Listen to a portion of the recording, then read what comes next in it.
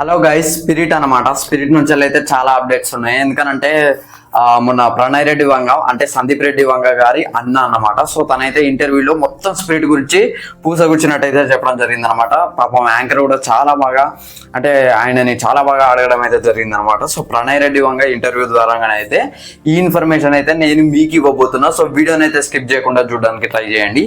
So ఇక spirit లో Don Lee ఉన్నాడా లేదా అని చెప్పేసి చాలా మంది అయితే కామెంట్ చేస్తున్నారు అనమాట. సో దానికి సంబంధించి కూడా క్లారిటీ అయితే వచ్చింది. లేడు అని అయితే చెప్పడం జరిగింది అనమాట. ఒక పాయింట్ ఆఫ్ వ్యూలో డాన్లీని పెడదామన్న సిచ్యువేషన్ కూడా వచ్చిందట.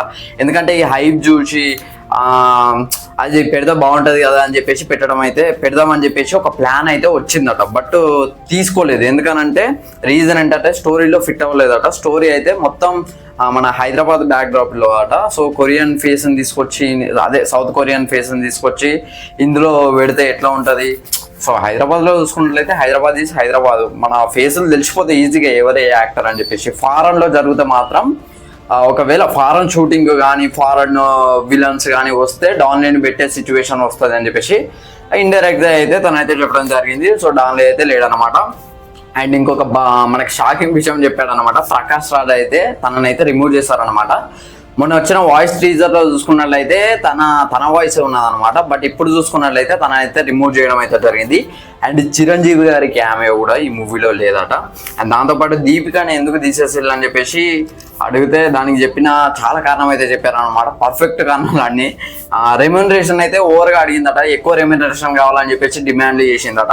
అండ్ దాంతోపాటు టైమింగ్స్ కూడా వర్కౌట్ కాలేదట. నేను ఇన్ని గంటలే వర్క్ చేస్తా అది ఇది అని చెప్పేసి తన డిమాండ్స్ చెప్పిందట. అండ్ దాంతోపాటు 10% ఆఫ్ ప్రాఫిట్స్ రిలీజ్ తర్వాత మూవీలో 10% ఏదైతే ఉన్నాయో, ఇప్పుడు ఫర్ ఎగ్జాంపుల్ మూవీ ఒక 1000 కోట్లు కలెక్ట్ చేసింది అనుకో స్పిరిట్ అనే మూవీ.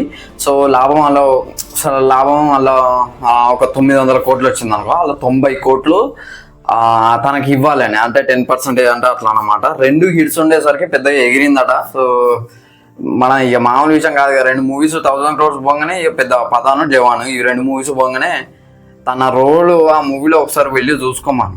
నన్ను అడిగితే నాకు కోపం అవుతుంది. కానీ అది మన హీరో ప్రభాస్ అన్నకు చూసుకున్నట్లయితే ఇటు కల్కి ఉన్నది, అటు బాహుబలి ఉన్నది, సలార్ ఉన్నది, ఇన్ని మూవీస్ పెద్ద పెద్ద మంచి మంచి మూవీస్ ఉన్నాయి.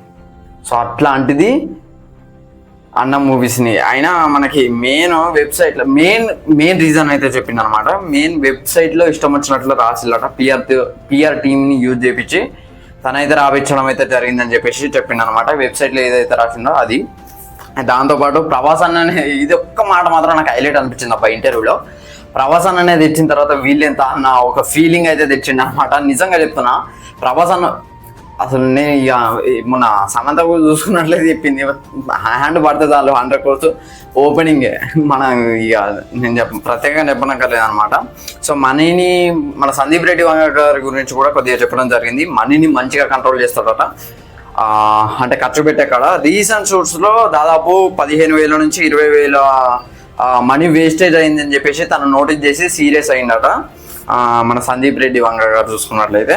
సో 15 నుంచి 17 గంటల వరకు స్కెడ్యూల్లో కూడా వర్క్ చేస్తున్నారట మన ప్రభాస్ అన్న. అంటే ఫౌజీ అండ్ స్పిరిట్ 2 సైమల్టేనియస్గా షూటింగ్ అయితే జరుపుతున్నాడు అనమాట. సో దానికోసం 17 గంటల దాకా 18 గంటల దాకా కూడా వర్క్ చేస్తున్నాడు అని చెప్పేసి మన ప్రణయ్ రెడ్డి వంగన అయితే చెప్పడం జరిగింది. అండ్ ప్రమోషన్స్కి అయితే డెఫినెట్గా వర్క్ వస్తా అని అయితే మన ప్రణయ్ రెడ్డి వంగన అయితే చెప్పడం జరిగింది. ఇక స్పిరిట్ మూవీ షూటింగ్ ఎక్కడి వరకు వచ్చిందని మీరు చాలా మంది అడుగుతుండొచ్చు. సో 40% అయితే షూటింగ్ అయితే కంప్లీట్ అయిందట. సో ఫౌజీ డిసెంబర్ 3 కల్లా అందిస్తామని అయితే తనైతే చెప్పడం జరిగింది అనమాట. సో డిసెంబర్ కల్లా షూటింగ్ అయితే కంప్లీట్ అయిపోతుంది. ఇక తర్వాత చూసుకున్నట్లయితే ఇక మూవీ రిలీజ్ అన్నమాట. మార్చ్ 5th అనుకుంటా. So movie రిలీజే. సో ఇంతకంటే నేను ఏం చెప్పనక్కర్లేదు, మీకు ఆల్రెడీ అర్థమైపోయి ఉంటుంది. మీకు ఈ పాటికే మీకున్న డౌట్స్ అన్ని క్లియర్ అయ్యాయనే నేను అనుకుంటున్నా. సో ఇది ఫ్రెండ్స్ ఓవరాల్గా ఫౌజీ మూవీకి స్పిరిట్ మూవీకి సంబంధించిన అప్డేట్స్ అయితే. సో ఈ వీడియో నచ్చితే లైక్, షేర్, సబ్స్క్రైబ్ చేయండి. థ్యాంక్స్.